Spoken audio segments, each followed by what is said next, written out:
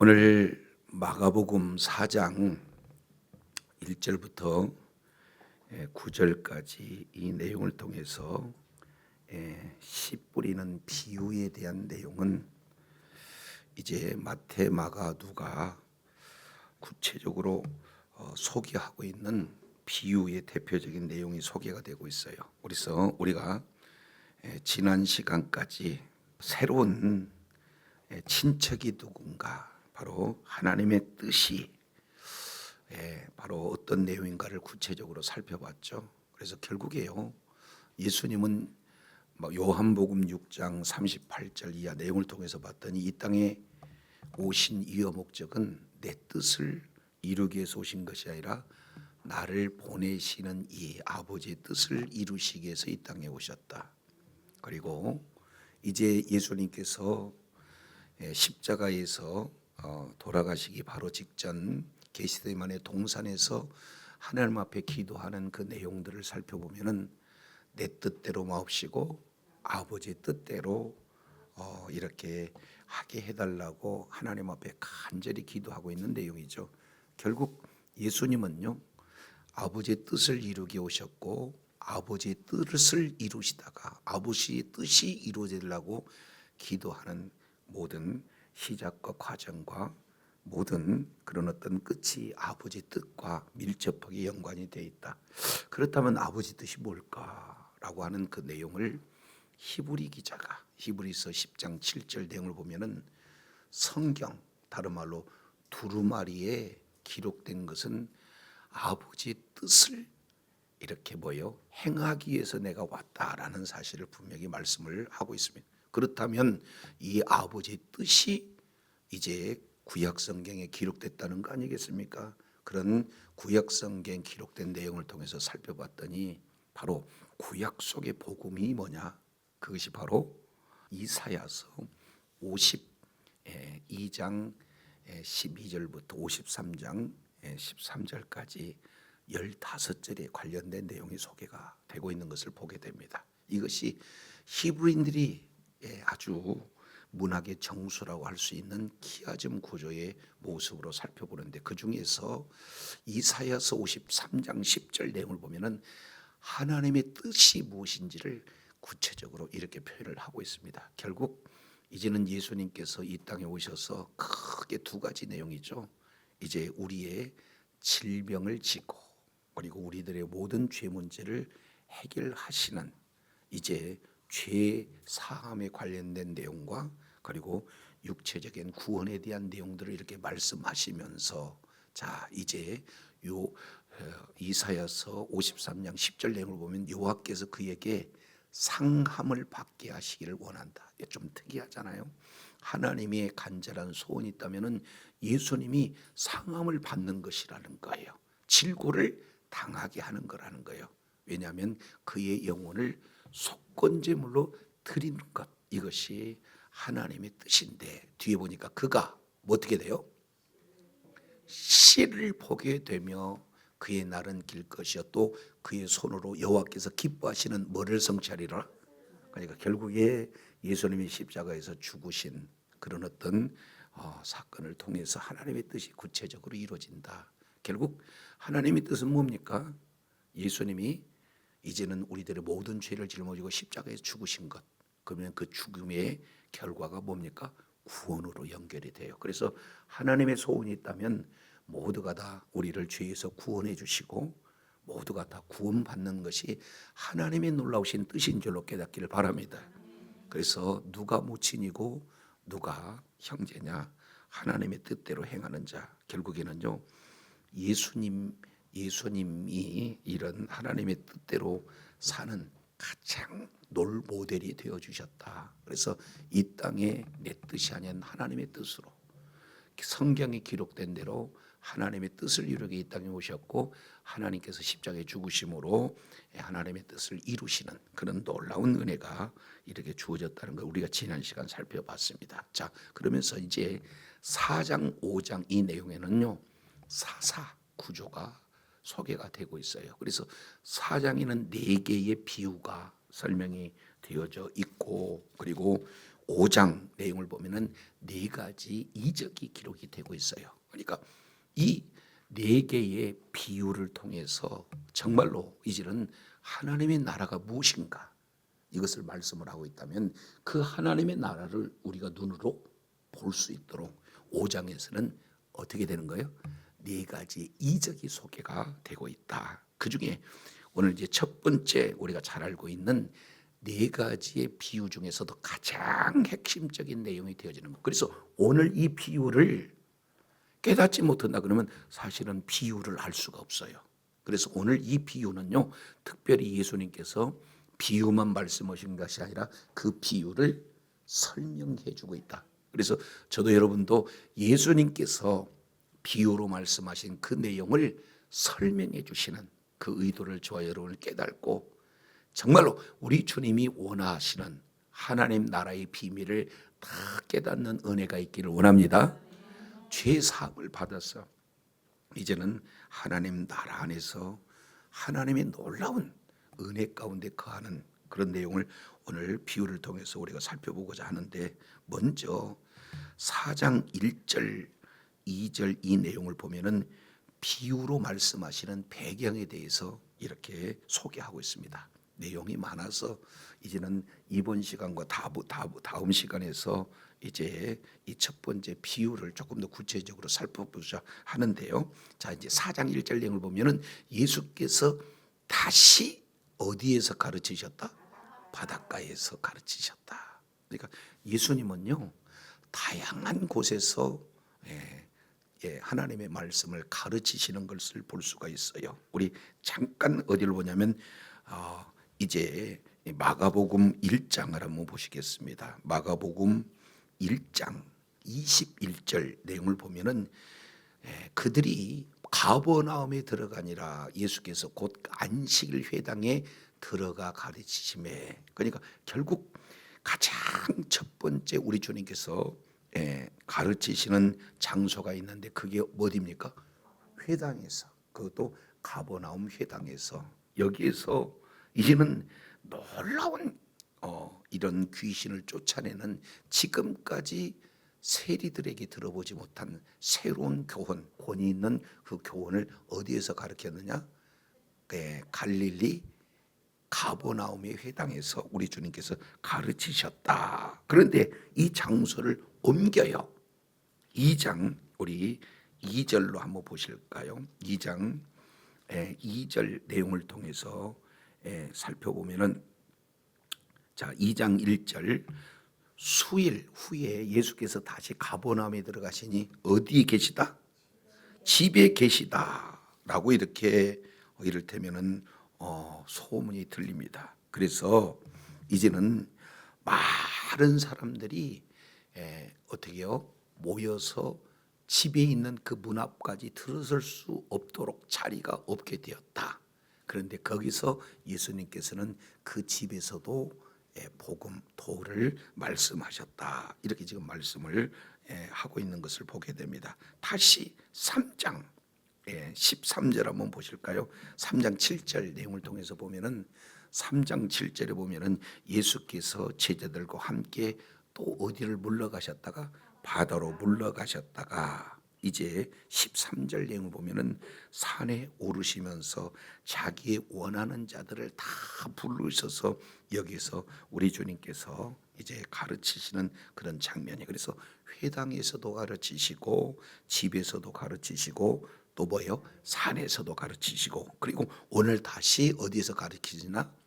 바다에서 가르치신다. 결국 사람들이 많이 모여 있는 곳이라면 우리 주님은 집이 됐든지 회당이 됐든지 그리고 바다가 됐든지 산이 됐든지 우리 주님께서는 너희들이 와라라고 이렇게 말씀하신 거예요. 우리 주님이 찾아가셔서 말씀하시는 겁니까? 찾아가셔서 말씀하고 있는 거예요.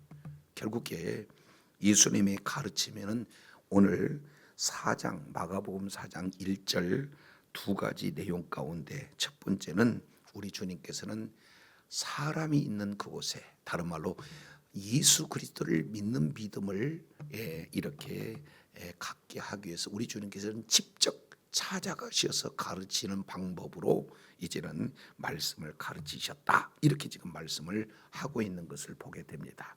자, 그런데 여기에 두 번째 내용으로 보면 4장 2절이에요. 4장 2절 보고 다시 조금 1절을 살펴보도록 하겠습니다. 이에 예수께서 여러 가지 비유로 뭐 했다? 첫 번째 1절에는 장소에 대한 내용을 말하고 있다면 2절에는 방법에 대한 내용을 지금 소개하고 있어요. 그래서 우리 하나님께서는 때로는 회당에서, 때로는 집에서, 때로는 이렇게 바다에서, 때로는 산에서 우리 주님께서 찾아가셔서 이제는 죄인들을 부르시고, 그리고 지금까지 종교 지도자들과 이렇게 차원이 다른 권위 있는 새 교훈으로 직접 가르치셨다라는 것을 장소적인 측면을 1절에 소개하고 있다면, 두 번째 2절 내용을 통해서 보니까 우리 주님은요, 그곳에서 모두가 다 알 수 있도록 뭘로 가르쳤어요? 비유로 가르쳤어요. 여기서 비유로 가르쳤다라고 하는 이 단어는 뭐냐면, 한번 따라하겠습니다. 파라볼레, 시작. 파라라고 하는 것은 뭐뭐 곁에라는 뜻이고, 이게 볼레라고 하는 것은 말로에서 나오는 단어예요. 던지다. 그래서 옆에서 하나의 내용을 뭐요? 던져서 비유로 이제 말씀하시는데, 실제 이제는 국어 사전에서 비유와 예수님이 하시는 이 비유는 달라요. 그러니까 국어 사전에서 비유 그러면 뭐뭐 같이, 뭐뭐처럼 이렇게 비유법을 이렇게 쓰잖아요. 그런데 예수님의 비유법은 그러한 국어 사전의 비유법이 아니라 파라볼레. 이 내용은, 자, 우리 하나님께서는 먼저 11절을 한번 보세요. 11절 비유를 이렇게 말씀하는 이유와 목적은 하나님의 나라의 뭐를? 비밀을 말씀하기 위해서 비유를 사용했다. 그런데 따지고 보면은 하나님의 나라를 아는 사람이 있나요? 없어요? 있어요? 없어요? 만약에 조선시대에 비행기를 설명하는데 조선시대 사람이 아무리 경험이 많다 할지라도 비행기를 본 사람이 있을까요? 없을까요? 근데 시간을 초월해서 현대 사람이 예를 들어서 조선시대 가갖고는 앞으로 비행기가 있습니다 그러면 알아들을 사람이 있어요? 없어요? 없어요. 그러니까 한 번도 경험하지 못한 자들에게 하나님의 나라에 대해서 말씀을 하려고 보니까 하나님의 나라를 설명해도 못 알아들어요. 조선시대의 비행기를 아무리 설명해도 못 알아들어. 어떻게 그 육정한 철이 하늘을 뜨고 그 꼬리에서는 불이 나오며 속도는 말보다 비교할 수 빠르다. 이해가 안 된다 그 말이죠. 이해가 되죠? 자, 이랬을 때 이해를 돕기 위해서 뭐를 쓴다?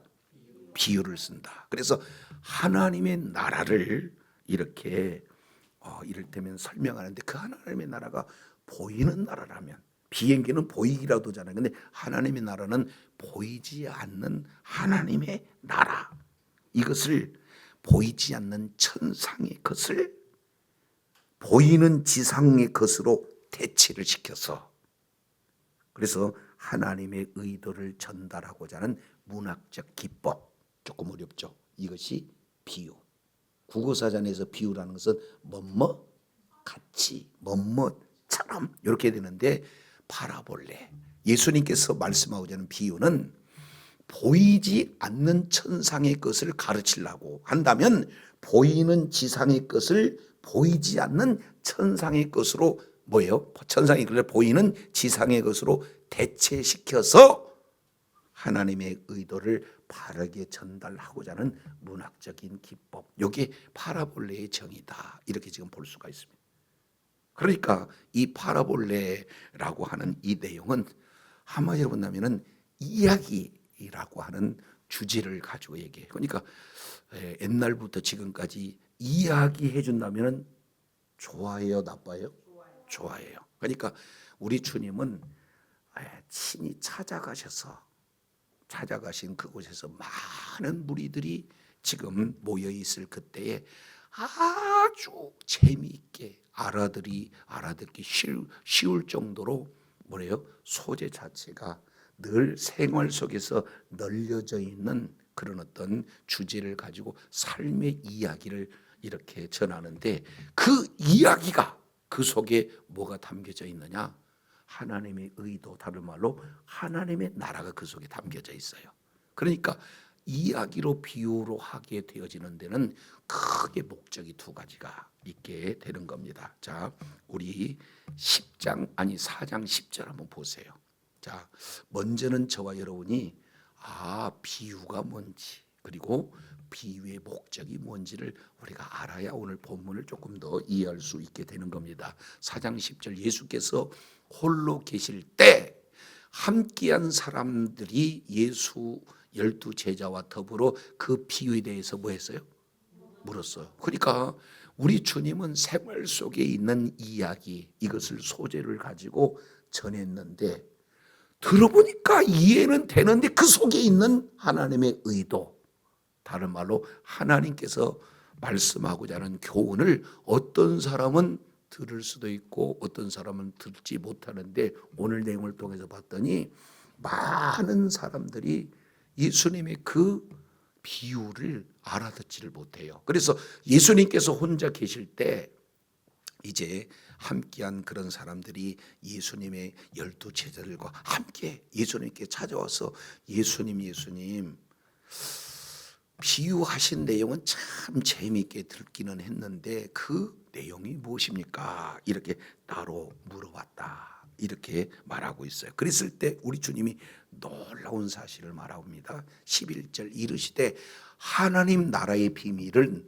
너희에게는 주었으나 외인에게는 모든 것을 뭐한다? 비유로 한다. 그러니까 두 부류가 있어요. 하나는 너희, 또 하나는 외인. 그러니까 너희한테는 비유로 말씀한 것을 내가 깨달을 수 있도록 이렇게 풀이를 해주지만, 외인한테는 처음부터 끝까지 모든 것을 비유로 말씀하고 있다, 지금 이렇게 말하고 있어요. 그러면 왜 그럴까? 조금 더 미궁으로 빠져들어갑니다. 12절, 이는 그들로 해서 그들은 누가 되는 겁니까? 너희입니까? 외인입니까? 네, 그러니까 예수 믿지 않는 그런 자들은 분명히 보기는 봤는데 알지 못해요. 분명히 듣기는 들었는데 깨닫지 못해요. 그것이 비유다, 그 말이죠.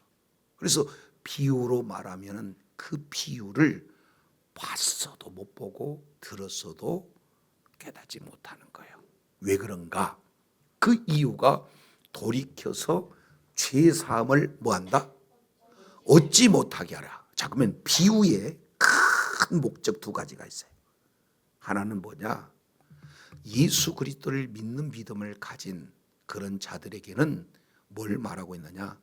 이렇게 깨닫게 하는 것이 비유다. 그리고 예수를 믿지 않는 자들에게는 오히려 뭐예요? 깨닫지 못하게 하는 것이다. 다른 말로 본다면은, 하나는 비유를 알아듣는 자는 구원이라고 하는 그런 은혜가 주어지지만, 반대로 그 비유를 알아듣지 못한 자는 뭐가 되는 거예요? 심판을 얻게 되는 거예요. 그래서 우리 주님은 이 비유로 이렇게 말씀하시는데, 자기 제자들한테는 뭐 했다? 비유를 알게 해주시고, 그렇지 않는 자들은 처음부터 끝까지 비유로 말씀하시는데, 왜 그러냐? 깨닫지 못해서 결국에는 죄 사함을 얻지 못하게 하기 위해서 그렇다, 지금 이렇게 말씀을 하고 있습니다. 자, 13절 보세요. 중요합니다. 또 이르시되 너희가 이 비유를 알지 못했는데 어떻게 모든 비유를 알겠느냐? 그러니까 예수님의 비유는 많이 있는데 이 비유도 모른다면 또 다른 비유들은 안다는 것보다는 모르는 거. 그러니까 비유 중에서도 이 비유가 뭐예요? 엄청나게 중요한 비유가 되어진다. 자, 그러면 이제 정리합니다. 예수 그리스도를 믿는 믿음을 가진 자한테는 깨달아서 죄 사함을 얻게 한다. 다른 말로 구원을 받게 받게 할 목적으로 비유를 이렇게 사용하신다는 것. 반대로 외인, 예수 밖에 있는 그런 자들은 아무리 보여줘도 봤으나 못 보고, 아무리 들려줘도 들었으나 깨닫지 못하고, 그 이유는 죄사함을 얻지 못한다. 다른 말로 구원받지 못하게 할 이유다라는 것을 지금 말하고 있어요. 그러니까 예수님은 말씀하실 때 두 부류가, 하나는 구원받는 부류, 하나는 이제 심판받는 부류라는 거예요. 근데 이 내용을 누가복음에서 이렇게 표현해요. 우리 누가복음 8장을 한번 보시겠습니다. 누가복음 8장. 여기에서도 씨 뿌리는 자의 비유가 지금 소개가 되고 있는데, 8장 10절 한번 보시죠. 8장 10절 내용을 통해서 보면은, 이르시되 하나님의 나라의 비밀을 아는 것이 너희에게는 허락됐으나 다른 사람에게는 비유로 하나니, 이는 그들로 보아도 보지 못하고 들어도 깨닫지 못하게 하려니라. 이 비유는 이러하니라. 씨는 하나님의 말씀이요. 쭉 이렇게 말씀을 하고 있는데, 뒤에 내용을 보니까 길가에 있다는 것은 말씀을 들은 자니 이에 마귀가 와서 그들로 믿어 뭘 받지 못하게 하라? 그러니까 죄 사함을 받지 못하게 하는 내용이나 구원을 얻지 못하게 하는 거나 같은 의미다, 그 말이죠. 그러니까 왜 비유로 하느냐? 구원받기 위해서. 왜 비유로 하느냐? 구원받지 못하기 위해서. 이게 뭔 얘기예요?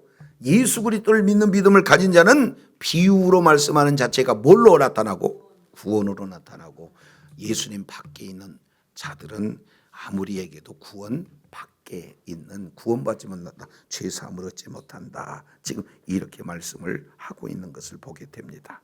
자, 그래서 네 가지, 마가복음에서는 몇 가지 비유? 네 가지 비유 중에 이 비유가 이제 깨닫지 못한다면은 다른 비유도 너희가 알 수가 없다, 지금 이렇게 말씀을 하고 있어요. 그래서 비유가 뭔지, 그리고 비유로 말씀하시는 목적이 뭔지를 우리가 전제로 우리가 이제 살펴본 그런 어떤 상황이 되어져요. 그래서 비유는 보이지 않는 하나님의 나라의 세계를 알기 위해서 보이는 세상의 것을 뭐예요? 대치시켜서 하나님의 의도가 뭔지를 깨닫게 하기 위해서 비유라고 하는 것을 쓴다. 이제 이거 정리했습니다. 자, 이제 1절 다시 봅니다. 이제 예수님의 가르침은 바다에서도 가르친다. 장소 문제, 바로 하나님께서 찾아오셔서 가르쳤다. 두 번째 방법, 비유로 가르쳤다. 그 중에 4장 1절 내용을 보면은, 자, 예수님과 무리들 한번 보세요. 예수님은 다시 바닷가에 가르치시니 큰 무리가 모여들었어요. 그러면 여기서 큰 무리들 가운데는 예수 안에 있는 자도 있을 거고 예수 밖에 있는 자들이 있을 수 있어요. 여기는 조금 더 구체적으로 표현한다면요, 예수 복음을 듣기 위해서 모여드는 자들도 무리 가운데는 포함됐지만, 반대로 그들의 필요만을 찾기 위해서, 나는 예수님을 만나면 병 고침을 받을 수 있어, 나는 예수님을 만나면 귀신에서 해방될 수 있어, 나는 예수님을 만나면 문제가 해결받을 수 있어. 그래서 예수 복음보다도 나의 니즈, 나의 요구를 이렇게 해결받기 위해서 예수님께 찾아오는 무리도 있는 반면, 예수님이 뭘 전하는데? 하나님의 나라를 복음을 전하는데, 그 복음을 듣기 위해서 모여든 그런 자들도 함께 포함되어 있다. 그 중에서 비유로 말씀을 하신다면 일부는 알아들을 수 있고 일부는 못 알아듣는데, 자, 비유의 목적이 그 속에 있다. 자, 그래서 너무나 많이 모여들기 때문에 예수님께서는 바다에 떠 있는 배에 올라서 앉았고, 그리고 온 무리는 바닷가 육지에서 있더라. 요즘이야 방송 시설이 잘 됐기 때문에 몇천 명, 몇만 명이 모인다 할지라도 예수님의 말씀을 들을 수가 있는데, 그때 당시에는 마이크가 없잖아요. 수많은 사람들이 모이면은 어떻게 많은 사람을 듣게 하느냐. 그래서 예수님은 바다에 있고 그 바다 바깥에는 누가 있어요? 무리들이 있어요. 그러면은 바람이 바다에서 육지로 향하기 때문에 마치 마이크 효과처럼 모든 사람들이 지금 알아들을 수 있는 그런 환경에서 우리 주님이 말씀을 하고 계시다는 것 1절에 지금 소개를 하고 있습니다. 여기서 이제 한 가지 배에서 올라 앉았다. 그 얘기는 앉은 것은 랍비로서 이제는 백성들에게 가르치시를 시작했다라는 것이 앉으셨다 이렇게 말씀을 하고 있고, 온 무리는 바닷가에서 이제는 그 가르침을 받기 있는 그런 상황이 되어지는 거예요. 자, 그런데 이때 가르치실 때 여러 가지 비유로 가르치셨어요. 여기서 비유라는 것은 생활 속에 있는 하나의 삶에서 늘 찾아볼 수 있는 그런 이야기죠. 오늘 이야기는 뭐냐면은 씨 뿌리는 거예요. 우리나라에서도 씨 뿌린다 그러면 우리나라의 문화에 맞는 씨를 뿌리는 것이 있는 것처럼 이스라엘은 이스라엘 나라에 맞는 씨 뿌리는 것을 늘상 거기에 참여했던 모든 사람들은 그냥 다 알 수 있는 내용이다 그 말이죠. 그래서 그런 비유를 가지고 말씀을 하고 계시는데, 자 이제 4장 3절 내용을 통해서 보면은 들으라, 씨를 뿌리는 자가 뿌리러 나가서 이제 뿌릴세 이렇게 시작을 하고 있어요. 그러면서 가장 먼저 앞세워서 말씀하고 있는 단어가 뭡니까? 들으라. 자 거기다가 밑줄 쫙 쳐보세요. 들으라. 아쿠오라는 단어를 써요. 들으라. 이게 쭉 넘어가서 9절 한번 보세요. 9절. 또 이르시되 들을 귀 있는 자는 뭐하라? 들으라. 들으라로 시작해서 들으라로 마치고 있어요. 그러니까 이 비유는 어떻게 듣느냐가 굉장히 중요하다는 것. 그러면은 여기서 9절 미리 결론적으로 말씀을 드린다면은 비유로 말해놓고 그 비유에 대해서 들을 귀가 있고 들을 수 없는 귀가 있다는 거 아니에요? 자 여러분 귀 한번 만져보세요. 귀 없는 사람 있나요? 다 있죠. 그러니까 이 귀가 아니에요. 이것은 하나의 생물학적인 그런 귀를 얘기하는 것이 아니라 여기서 귀라고 하는 것은 들을 수 있는 귀다. 그러니까 어떤 하나님의 말씀을 들을 수 있는 마음이 활짝 열려져 있는 그런 귀를 무슨 뭐다? 들을 수 있는 귀다. 이렇게 지금 말하고 있습니다. 그러니까 여기서 들으라고 하는 이 용어는 매우 중요합니다. 그래서 유대인들은요 태어나면서 이제 죽는 그 순간까지 매번 이 말씀을 이렇게 하루에도 최하 3번 부모로부터 이렇게 듣는 내용이 뭐냐? 그게 쇠마 말씀이라고 그래요. 다시 뭐라고요? 쇠마라고 하는 것은 들으라. 쇠마 이스라엘. 이것은 신명기 6장 4절을 쇠마 본문 이렇게 표현을 하고 있어요. 들으라. 우리 하나님은 유일하신 여호와시니 너희는 마음을 다하고 뜻을 다하고 힘을 다해 내 하나님 여호와를 사랑하라. 여기 이제 쇠마 본문이라고 하는 그런 내용. 그러니까 하나님은 뭐하다는 거예요? 유일하신 하나님이다. 그러니까 유일하신 하나님께 너희는 뭐하는 거예요? 바로 하나님이 유일하신데 그 하나님의 말씀을 듣는 것이 너희가 사는 길이다. 지금 이렇게 표현하고 있어요. 그러면 여기서 이제 듣는다라고 하는 이 쇠마라고 하는 것은 우리는요 듣는 거하고 행하는 거하고 따로따로인데 이스라엘 백성들은 듣는 것 자체가 뭐예요? 행함하고 이렇게 연결이 되어져 있는 것을 볼 수가 있습니다. 그래서 들으라라는 것은 귀로만 듣는 것이 아니라 들었다면 그 듣는 그대로 순종하는 것까지가 포함되는 것이 들으라 다는 단어 속에 담겨져 있어요. 그래서 오늘 이 말씀을 먼저는 뭐하고 듣고, 그리고 들을 귀가 있는 자는 그 말씀을 들으라. 그러면 듣고 순종해라 라고 지금 이렇게 말씀을 하고 있는 내용을 보게 됩니다. 자, 그런데 여기서 보면은요 크게 3가지 핵심 키워드가 비유 속에 담겨져 있어요. 잘 보시기를 바랍니다. 4장 3절 내용을 보면 들으라. 자, 중요해요. 씨를 뿌리는 자가 뭐요? 뿌리러 나가서 뿌릴새. 4절 내용 보니까 더러는 어디에? 길가에 떨어짐에 새들이 와서 먹었고, 5절 더러는 흙이 얕은 돌밭에 떨어짐에 흙이 깊지 아니하므로 곧 싹이 나오나. 자, 7절 내용을 보면 더러는 가시 떨기에 떨어짐에, 그리고 8절에는 좋은 땅에 떨어짐에. 그러니까 여기서 보니까 4개의 뭡니까? 씨를 뿌릴 때 씨가 이렇게 뿌릴 수 있는 뭐예요? 밭이 4개의 밭이 되어 있다. 그래서 첫 번째는 길가, 두 번째는 돌짝밭, 세 번째는 가시떨기밭, 네 번째는 좋은 땅. 이렇게 지금 4개가 되어 있어요. 자, 그러면 여기에 세 키워드는, 첫 번째는요, 씨가 있고, 두 번째는 씨를 뿌리는 농부가 있고, 세 번째는 씨가 뿌려서 떨어지는 뭐예요? 밭이 있고. 지금 이런 비유가 이렇게 소개가 되고 있어요.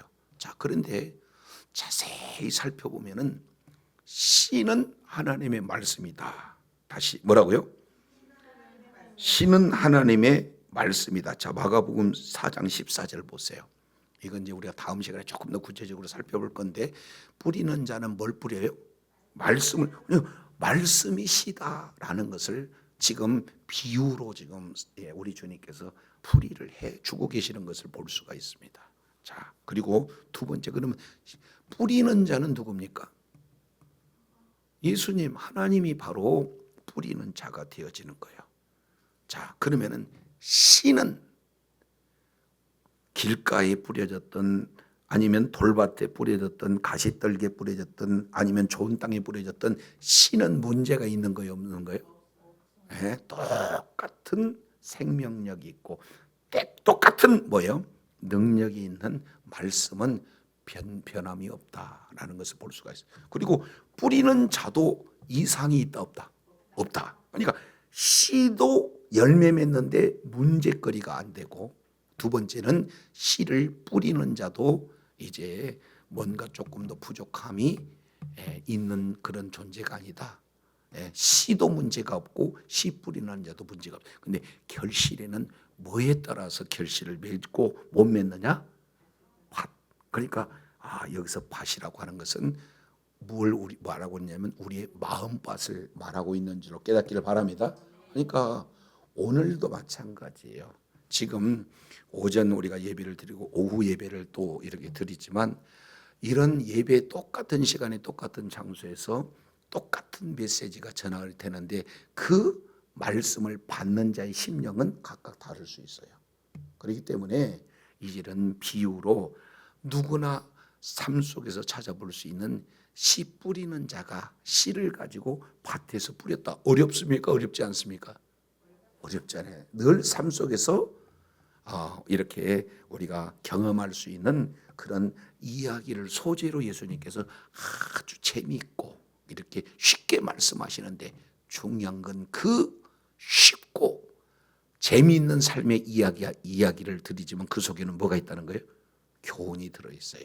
교훈. 그래서 우리 주님이 이제는 비유를 풀이를 해주고 보니까 뿌리는 바로 자는 하나님이 뿌리는 거고, 그리고 씨는 하나님의 말씀이 되는 거고, 그리고 하나님의 말씀을 받는 우리의 마음밭이 각각 듣는 그런 사람마다 이렇게 차이가 있다라는 것을 비유를 해석해 주니까 우리가 이제 깨달아 알 수 있는 그런 어떤 장면 아니겠습니까?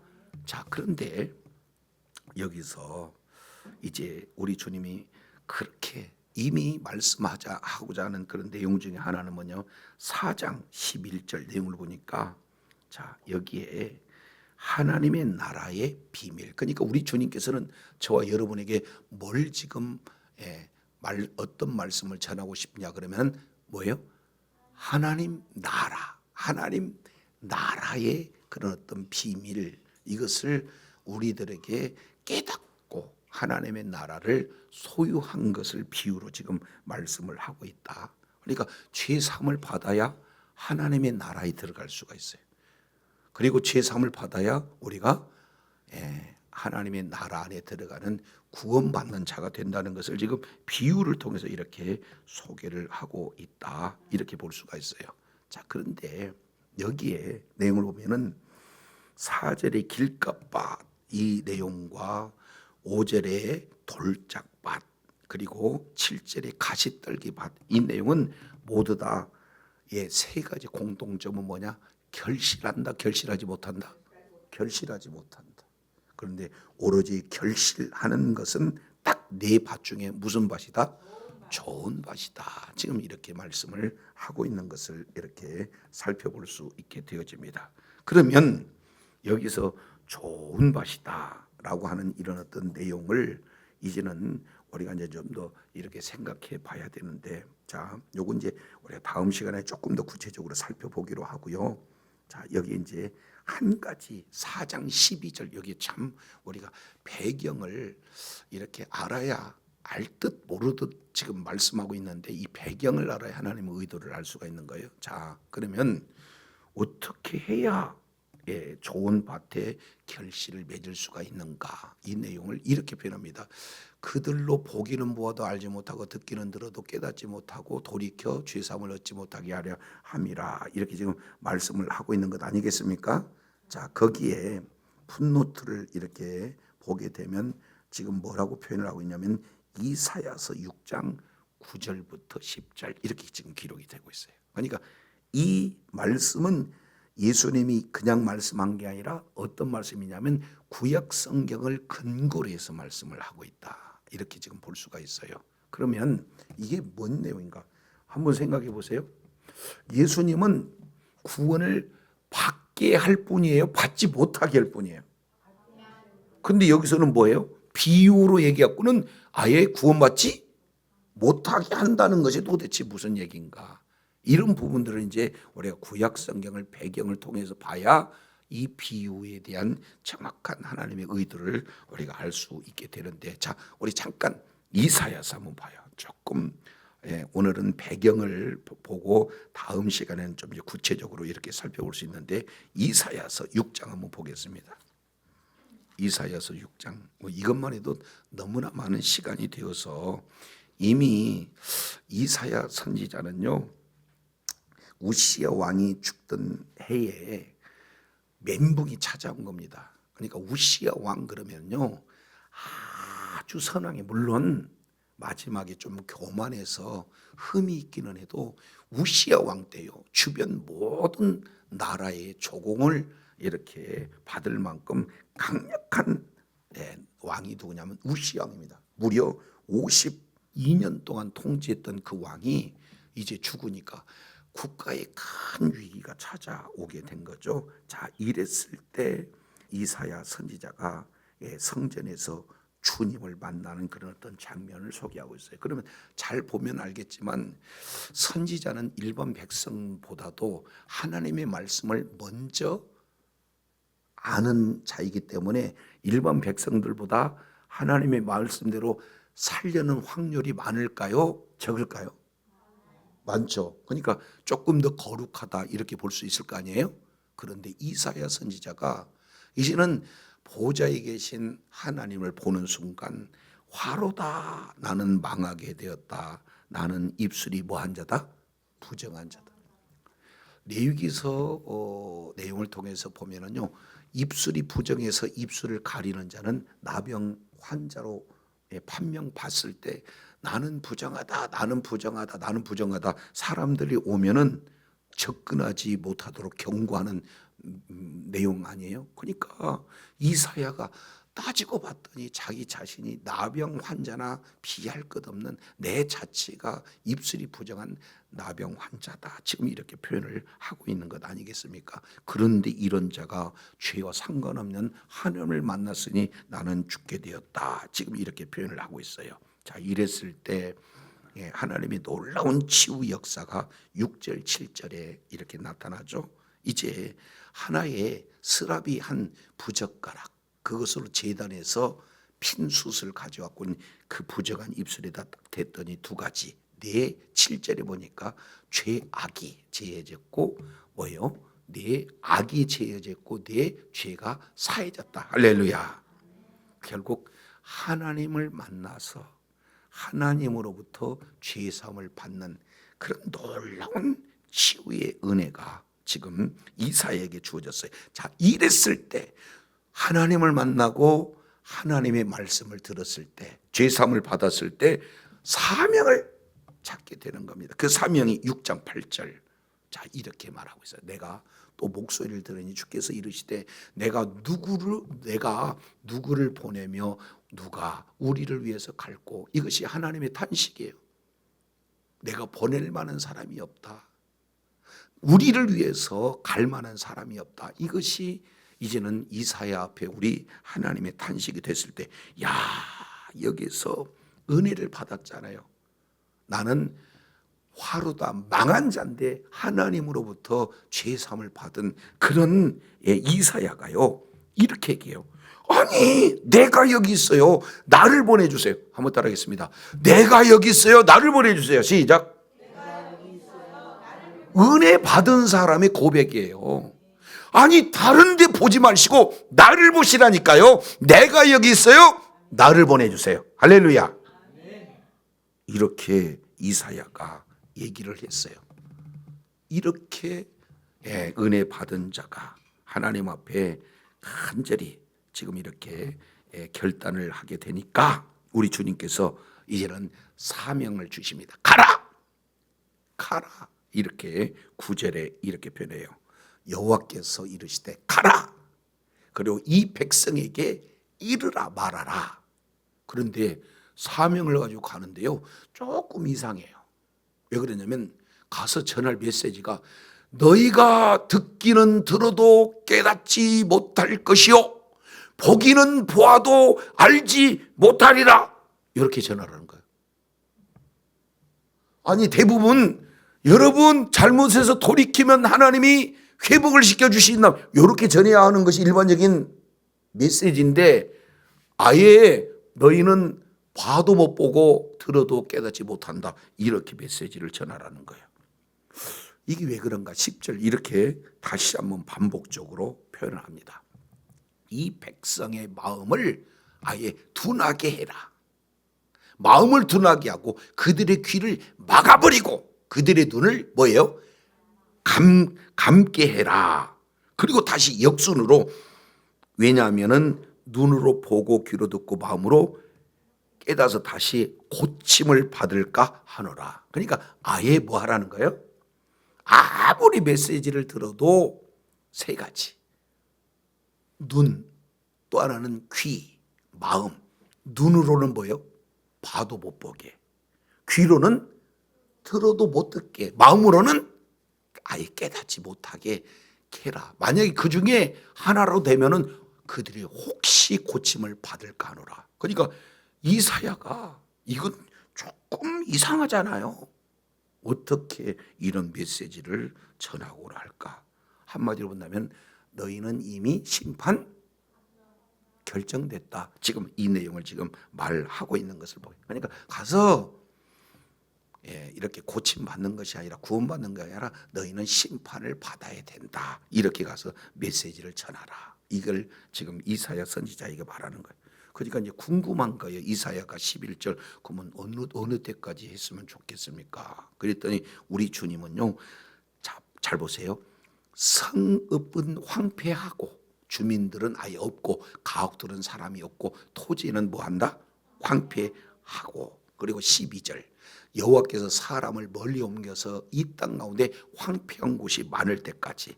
그러니까 한 사람도 예외 없이 뭐예요? 모두 다 심판할 때까지 가서 이런 메시지를 전해요. 여러분은 눈이 있어도 못 볼 것입니다. 여러분 귀가 있어도 여러분 듣지 못할 것입니다. 여러분 마음으로 깨닫지도 못할 겁니다. 고침을 받지 못할 겁니다. 여러분, 그 얘기는 심판을 전하는, 언제까지? 다 망할 때까지. 이사야가 이렇게 전할 때 쉽겠어요? 어렵겠어요? 마음이? 근데 그 중에 행여나 13절 내용을 보니까 그 중에 10분의 1이 아직 남았을지라도 이것도 황폐할 것이나 밤나무와 상수리와 나무가 배임을 당하여도 그 그루터기 남아 있는 것 같이 거룩한 씨가 이 땅에 그루터기가 기루터니라 하시니라. 완전히 심판하는데 그 심판 속에서 가만히 살펴봤더니 심판 속에서 뭐가 있어요? 그루터기, 소망이 있는 거예요. 소망. 그러니까 나무 윗둥지를 이렇게 딱 잘랐더니 뭐가 남냐면 그루터기만 남아. 그루터기. 거기에서 한 뭐가 나온다? 씨가 나온다. 그래서 오늘 씨 뿌리는 비유에서 이 씨가 그렇게 중요해요. 이런 씨가. 그런데 여기서 씨라고 하는 이 내용은 한번 따라하면 제라흐. 씨라고 하는 것은 씨도 씨지만 결국에는 이걸 뭐냐면은 후손, 자손 이렇게 지금 표현을 하고 있습니다. 결국에 이스라엘 백성들은요, 하나님을 등져버렸고, 그리고 하나님을 사랑해야 할 그들이 우상을 계속해서 숭배했습니다. 그러니 우상 숭배한 그들을 이제는 하나님의 말씀이 기초한다면은 심판을 뭐요? 당연히 받아야 되는 거예요. 그래서 이스라엘 백성들이 바벨론으로 포로로 끌려간 것이 확정이 됐어요. 이미 확정된 그 상태에서 조금 회복 안 된다. 완전히 너희들은 뭐 했다? 심판 받아야 된다는 메시지를 지금 이사야 선지자를 통해서 여러분 반드시 바벨론 포로로 끌려갈 것입니다. 한 사람도 남기지 않고 끌려갈 것입니다. 이런 메시지를 지금 전하라는 것이 이사야에게 주어지는 사명입니다. 오늘날도 마찬가지죠. 이사야에게 주어진 사역이나 저와 여러분에게 주어진 사역이나 똑같아요. 저와 여러분이 많이 배워서 천국 갑니까? 뭔가 부자가 되어야 천국 갑니까? 착하고 예뻐야 천국 갑니까? 우리의 조건 가지고는 너희는 지옥 갈 수밖에 없다는 것을 선포하는 거나, 이사야 선지자가 가가지고 눈이 있어도 귀가 있어도 마음이 있어도 깨닫지 못하고 볼 수도 없고 들을 수도 없고 너희는 심판받을 수밖에 없다는 메시지가 동일한 메시지인 줄로 깨닫기를 바랍니다. 그러면 유일하게 살아날 수 있는 방법은 뭡니까? 누구를 믿으면 돼요? 예수 그리스도를 믿으면 됩니다. 아멘입니까? 그러니까 여기에서 싹 보여주는 것이 그루터기, 그 속에서 싹 그것이 씨가 되는데 그게 바로 예수 그리스도인 줄로 깨달으시길 바랍니다. 그래서 언제까지냐? 내 힘, 내 능력, 내 조건, 내 방법 모든 것을 동원한다 할지라도 나는 지옥 갈 수밖에 없는, 하나님의 영원한 심판받을 수밖에 없는 존재이구나 라고 모든 것이 피리에들을 딱 찍었을 때 죄로부터 구원할 자가 바로 예수님이 되어지는 줄로 깨달으시기를 바랍니다. 씨 뿌리는 속에서 지금 씨가 뭐냐 따지고 보면 누구를 얘기하느냐면 예수 그리스도를 말씀하고 있어요. 아멘이십니까? 그러니까 예수 밖에 있는 사람들한테 아무리 예수님을 전한다 할지라도 못 알아들어요. 길값밭이에요.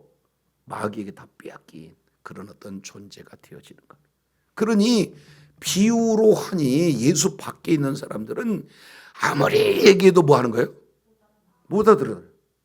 그러니까 예수님만 딱 생각하면은 주여 나는 죄인입니다. 예수 믿어야 나는 구원받습니다. 이런 자들도 있는 반면 아무리 예수를 전해도 대적하고 어떻게든지 시비 걸고 그렇지 않습니까? 여기서 우리 성도님 지금 두 부부가 계속해서 거의 하루도 빠지지 않고 메시지를 전하는데 지나가는 사람 중에 힘내세요 이런 사람도 있어요. 그런데 지나가다가 뭔지 모르게 갖고는 심사가 뒤틀려 갖고는 삿대질도 하고 괜히 시비 걸고 가는 사람이 있어요. 아무리 얘기도 알아듣습니까? 못 들어갑니까?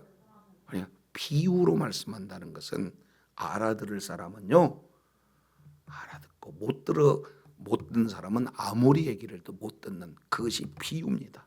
그래서 결국에는요 진리 안에서 진리를 알고자 하는 자들은 하나님의 말씀을 소중히 여겨서 이 말씀을 주님께로 가서 여쭤보면 우리 주님께서는 오늘 또 성령으로 우리를 가르치시고 생각나게 하시고 진리 가운데로 이끄신 줄로 믿습니다. 그런데 성령을 부인하고 예수를 부인하고 하나님의 말씀을 부인하는 자, 진리를 얘기한들 눈은 있어도 볼 수 없고 귀가 없어 있어도 듣지 못하고 마음이 있어도 뭐요? 깨닫지 못하는 어리석은 그런 어떤 자들이 있다라는 것을 이렇게 살펴볼 수 있게 되어져요. 그래서 이제는 성경 전체의 가장 중요한 내용 중에 하나가 구속사. 한번 따라하겠습니다. 구속사. 성경 역사는 구원의 역사예요. 이것을 압축해서 구속사 이렇게 표현하는데, 창세기 3장에 죄가 들어온 이후에 그 유명한 성경 전체를 이끌어가는 한 구절이 있다면 그게 바로 창세기 3장 15절, 바로 여자의 후손이 뱀의 머리를 밟아겠다 하는 내용이 바로 그 여자의 후손이 예수 그리스도인 줄로 깨닫기를 바랍니다. 근데 그 여자의 후손을 가면 갈수록 조금 더 구체적으로 성경은 열어주고 있어요. 그게 창세기 12장 아브람을 불러서 이제는 크게 세 가지, 첫째 민족을 주겠다, 두 번째 땅을 주겠다, 그리고 그 땅을 이제는 네 후손에게 주겠다 그러는 거예요. 아브라함에게는 너한테 준다 그랬는데 이삭에게는 너와 네 후손, 야곱에게도 너와 네 후손 그랬습니다. 근데 그 후손이라고 하는 내용을 갈라디아서 3장 16절 내용을 보면은 후손들이라고 하지 않고 후손 단수로 쓴 것은 그 후손 제라그는 뭐라고 그러냐면 씨다. 그 씨가 바로 예수 그리스도인 줄로 깨닫기를 바랍니다. 이 약속들은 아브라함과 그 자손에게 말씀하신 게 것인데, 여럿을 가르쳐 그 자손들이라고 하지 아니하고 오직 한 사람을 가리켜 내 자손 씨인데 그게 바로 그리스도인으로 깨닫기를 바랍니다. 그래서 오늘 씨 뿌리는 비유의 씨는 누가 되는 겁니까? 예수님이에요. 아멘이시죠? 그래서 예수 그리스도를 우리가 정말로 믿는 믿음은 하나님의 전적인 은혜인 줄로 믿습니다. 그게 바로 예수님이 좋은 밭이 되어지는 거고, 그리고 예수 그리스도를 믿는 믿음으로 말미암아 이제는 모두가 다 예수 그리스도를 믿는 믿음 안에 들어오게 되어지는 것을 말하고 있는데, 자, 아브라함에게는 민족, 땅, 그리고 그 땅은 그 씨를 통해서 천하 만민이 복을 받는 대로 돌아오겠다는 것이 주의 약속인 줄로 깨닫기를 바랍니다. 자, 우여곡절 끝에 하나님께서는 아브라함을 믿음의 조상으로 계속해서 믿음을 세워주고 난 다음에 창세기 22장 내용을 통해서 보면 이삭을 번제 드리라. 우리 주님께서 시험을 하고 통과했을 때 하나님께서 맹세하시면서 주는 내용이 씨에 대한 내용이에요. 우리 창세기 22장 16절 한번 보세요. 22장 16절 이르시되 여호와께서 이르시기를 내가 나를 가르쳐 맹세하노니 내가 이같이 행하여 내 아들 독자 내 독자도 아끼지 아니하였은즉. 그러니까 시험에 통과하는 그런 자에게요, 하나님이 하나님보다 높은 이가 없으므로 하나님이 자신을 가르쳐 맹세했기 때문에 이 맹세를 지키지 않으면 하나님의 권위는 뭐예요? 땅바닥이에요. 그러니까 자기 자신을 가르쳐 맹세했다는 것은 이 약속만큼은 무슨 일이 있어도 뭐 하겠다? 지키겠다는 그 내용 아니겠습니까? 그 약속이 뭐냐? 17절 내가 내게 큰 복을 주겠고, 두 번째요, 내 씨가 크게 번성하여 하늘의 별과 같고 바다의 모래가 같게 하리니 내 씨가 내 대적의 성문을 뭐 하리라? 차지하리라. 지금 이렇게 말씀을 하고 18절도 보세요. 또 내 씨로 말미암아 천하 만민이 복을 받으리니 이렇게 말씀. 그래서 17절에도 내 씨가 크게 번성한다. 내 씨가 대적의 문을 이렇게 차지한다. 그리고 내 씨로 말미암아 천하 만민이 복을 받는다. 계속해서 내 씨, 내 씨, 내 씨 강조하고 있는 것 아니겠어요? 그 씨가 누굽니까? 예수 그리스도. 아멘이시죠? 그래서 오늘 비유의 가장 첫 번째 말씀하고 있는 씨 뿌리는 비유에서 그 씨라고 하는 것은 하나님의 말씀이고, 조금 더 구체적으로 표현하면 하나님의 말씀, 구약성경 신약성경 전체는 바로 예수 그리스도에 대한 말씀인 줄로 깨닫기를 바랍니다. 그래서 결국 여기서 씨는 누가 되는 겁니까? 예수님이에요. 그래서 저와 여러분이 10년 가운데 예수님이 생명으로 자리 잡을 때 이제는 우리가 죄 사함을 받고 하나님 나라의 자녀가 되어질 뿐만 아니라 하나님 나라를 기업으로 상속받는 놀라운 은혜가 되어진다는 것을 이제 네 가지 마가복음에서 비유를 통해서 그 첫 번째 번째 많은 비유가 있다 할지라도 이 비유를 깨닫지 못한다면 어떻게 너희가 그 비유를 깨닫게 하겠느냐, 이렇게 말씀을 하고 있어요.